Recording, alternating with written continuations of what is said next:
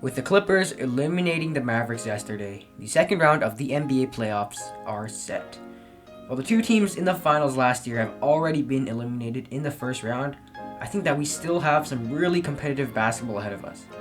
In the West, the Jazz, Clippers, Suns, and Nuggets will play for a berth to the finals, while the 76ers, Hawks, Nets, and Bucks play each other in the East.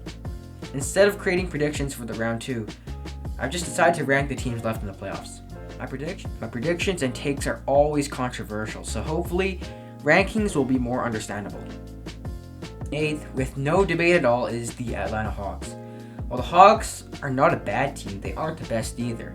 In the first round, the Hawks beat the New York Knicks in an all-around effort from Trae Young, John Collins, Gallinari, Bogdanovic, and the rest of its roster.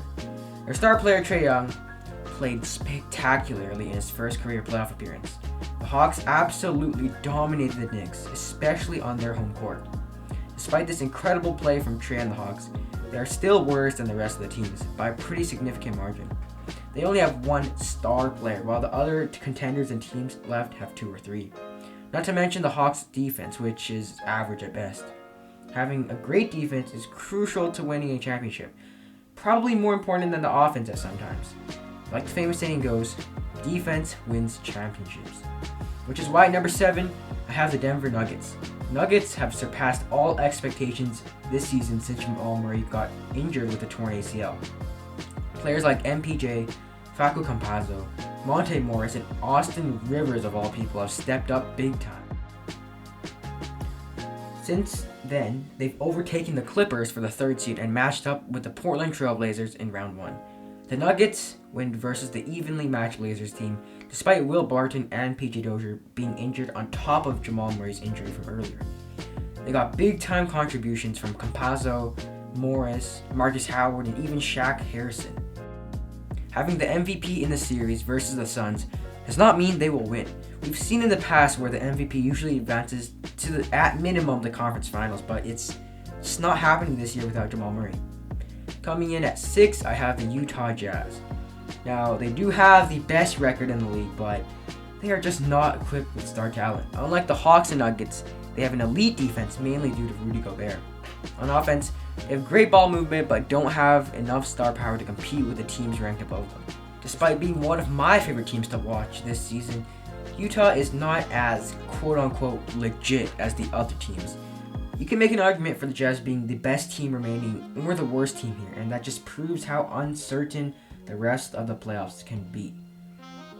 Coming in at 5, I have the Phoenix Suns. Now the Suns are quite similar to the Utah Jazz and the fact that they were not expected to be this high in the standings. However, the Suns have more star power than the Jazz. A duo of Chris Paul and Devin Booker is simply better than Donovan Mitchell, Rudy Gobert, and Mike Conley. Paul has proven time in and time out that he is an elite player and becomes even better in the playoffs. I have to give a shout out to DeAndre Ayton, who has been killing it on the offensive and defensive side of the floor.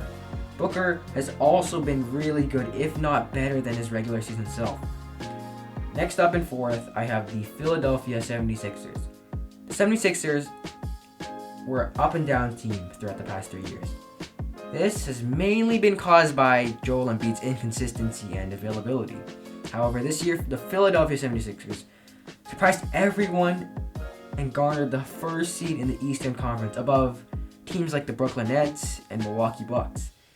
But the playoffs haven't been nice to the Sixers yet, as they've lost a winnable game to the Washington Wizards and now have lost Game 1 of the Eastern Conference semifinals. They are not in the best situation whatsoever right now, and that's why they're slightly lower than what I would have said a few weeks ago. Talk about the Hawks game that happened yesterday. They were down by 8, I believe, with a minute left, and the Sixers came within 2 points at one point to winning it. This just shows how legit the team actually is. Although the main core players have stayed the same throughout the past few years, Joel Embiid and Ben Simmons have both taken a step, in addition to Tobias Harris becoming more consistent again. At number 3, I have the Los Angeles Clippers.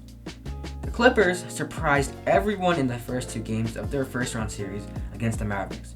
It seemed like the beginning of the end for the Clippers as they blew a 3-1 lead in the conference semifinals last year, and this year were on the brink of losing to Luka Doncic, being down 2-0 at the start of the series.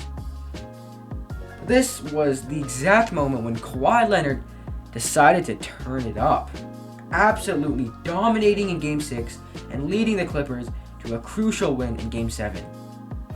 Now they have all the momentum heading into round 2 against the Jazz, and that's why they're my favorites to come out of the West now that the Lakers are eliminated. As you guys probably saw on my Instagram post, Luke Kennard got crucial minutes in the second half of Game 7 and kind of proved why he was paid $64 million last offseason. Kennard being a serviceable role player for the rest of the playoffs really helps the Clippers even more. In the latter few games of the series versus the Mavericks, the Clippers experimented with a small ball lineup consisting of Rajon Rondo or Reggie Jackson, Kawhi Leonard, Paul George, Nicholas Batum, and Marcus Morris.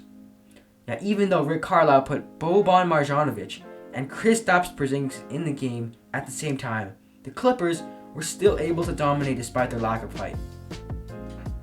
But the last two teams in my rankings simply outmatched the rest.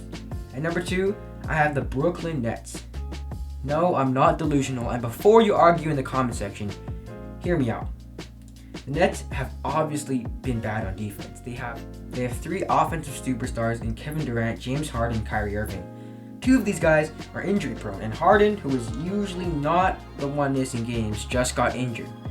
I do agree that when fully healthy, the Nets could be the best team in the league, but as the saying goes, the best ability is availability.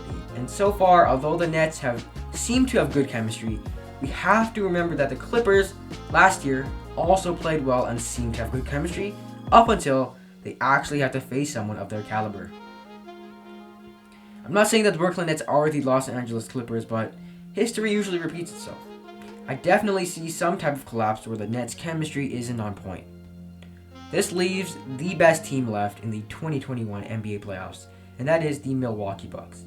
At the end of the regular season, the Bucks did what they usually did the past 2 years. The difference this time was that coach Mike Budenholzer experimented with different lineups and combinations throughout the season. This has definitely paid off, justified by their first round series sweep on the Miami Heat, the exact team that gentlemen swept on the year prior. Jrue Holiday has definitely made an impact on this team, now being able to lock up any guard or wing on the opposing team. Giannis, through all his flaws, is more locked in than ever. Quite frankly, the whole Bucks team is heavily motivated by the 2 early exits in years past. From a team standpoint, the Bucks are great on both the offensive and defensive sides of the floor. They match up well with the teams that they'll potentially face, mainly because they'll be able to throw a plethora of on-ball wing and guard defenders.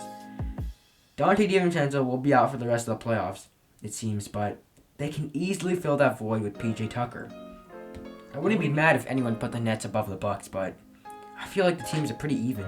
Hopefully Harden will be back and we'll have a great rest of the playoffs. But that does it. Have I convinced you about the Bucks over the Nets despite losing Game 1? Probably not, but hey, I hope you enjoyed this video, and I will see you guys in the next one. Peace out.